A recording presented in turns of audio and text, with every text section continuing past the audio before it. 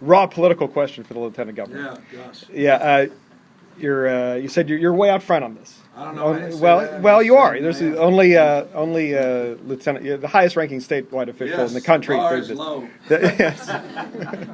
You're also up for re-election next year, and you're a young guy with political ambitions, perhaps down the road. Is this a political killer for you? I hope. Maybe, you know what? I've been joking. I'm so past my sell-by date. There are about 15 reasons I shouldn't be standing here. So out of 16. I mean, honestly, I mean this. I swear to you. And no one, you don't have to believe it. Honestly, it doesn't matter to me if you do. I'm sick and tired of politicians and politics. I can't stand any of them. Seriously. What I want is some authenticity. I want someone who's going to be honest. I want someone to stand up on principle. You believe something? Stand for it. But also be open to compromise. Don't be ideological. We don't have enough of that. So, you know what? Frankly, I started falling into that trap a few years back on this. I started doing the civil unions version of this. I'm for medical marijuana. I'm for strongly supported medical marijuana. And I thought, you know, I started questioning, that's not good enough, because you know what I really for? Something that I was a little scared to say publicly. And then I thought, I'm falling in that, I'm just becoming a politician like everybody else. I don't want to die a copy.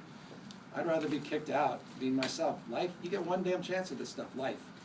And there's nothing worse than being on a panel as an ex-politician, arguing for things you didn't have the courage to do when you were in office. Seriously, I just don't want to be that person. And by the way, I'm glad they exist, because they are important, the bipartisan commission on reforming whatever. It's like, well, where the hell were you? And, you know, on this one, I have a thinner, I'm a quicker fuse for some of these elected officials on this.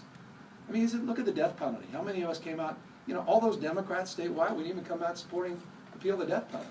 3 strikes, how many of us? I mean, you know, and you guys let us get, I mean, as Democratic supporters, not that any of the reporters are biased, but we just get away with it. And I don't think you should let me get away with saying one thing privately and doing another publicly. So I just don't want to, I'd rather, you know, be, as I said, thrown out on my own accord than rust out on. Well, what turned you around specifically?